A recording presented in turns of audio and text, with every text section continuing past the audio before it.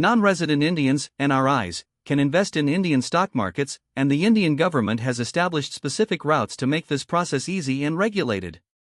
Here's a detailed overview of how NRIs can participate in Indian stock markets.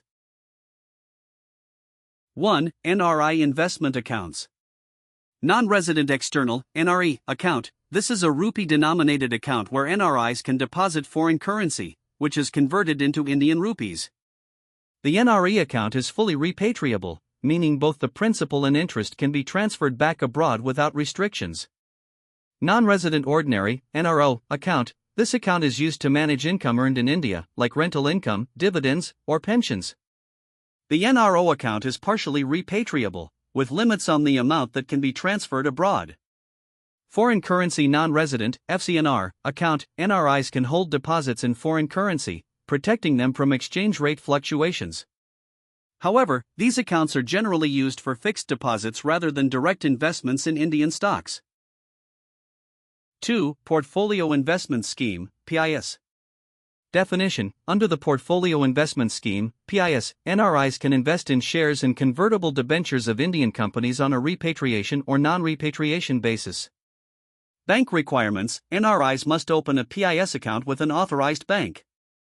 The bank then facilitates their transactions in the Indian stock market and reports all transactions to the Reserve Bank of India, RBI. Limits: generally, NRIs cannot hold more than 5% of the paid-up capital of any listed Indian company. In addition, the total holding of all NRIs in a company cannot exceed a certain limit, typically around 10%, unless the company's board approves an increase up to 24%. 3. Investment routes and types. NRIs can invest in various types of securities within Indian markets, including equities. Through their PIS account, NRIs can buy shares of listed Indian companies on the Bombay Stock Exchange, BSE, and National Stock Exchange, NSE. Debt instruments: NRIs can invest in certain government and corporate bonds, providing them with lower risk options for capital preservation and fixed returns. Mutual funds: NRIs can invest in Indian mutual funds directly. They don't need a PIS account for this, and they can invest through their NRE or NRO accounts. Mutual funds offer NRIs access to a professionally managed portfolio. Exchange-traded funds, ETFs. NRIs can also invest in Indian ETFs, which are traded on the stock exchanges and track indices, commodities, or sectors. 4. Direct equity trading. Trading account and Demat account. To trade directly in stocks, NRIs need to open a trading account and a Demat, dematerialized, account with an Indian brokerage that supports NRI accounts. The Demat account holds securities in electronic form, while the trading account is used for buying and selling on the stock exchanges.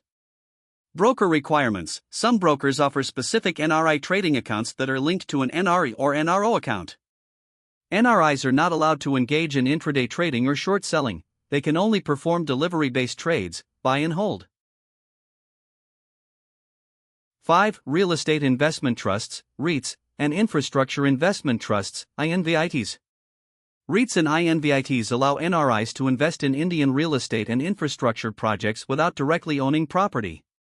These are regulated by SEBI and trade on the stock exchanges, making them accessible for NRIs through their trading accounts.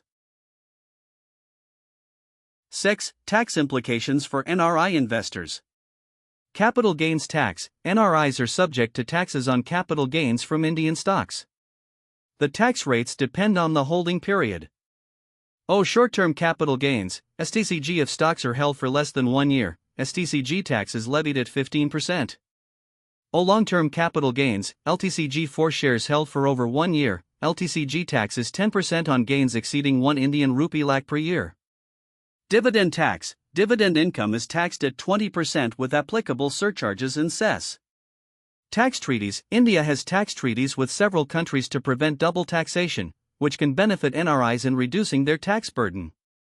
For example, the US-India Double Taxation Avoidance Agreement, DTAA, may allow for tax credits on income earned in India. 7. Repatriation of funds. NRE account: investments made through NRE accounts are fully repatriable, meaning that both the principal and gains can be freely transferred abroad. NRO account: investments through NRO accounts are only partially repatriable.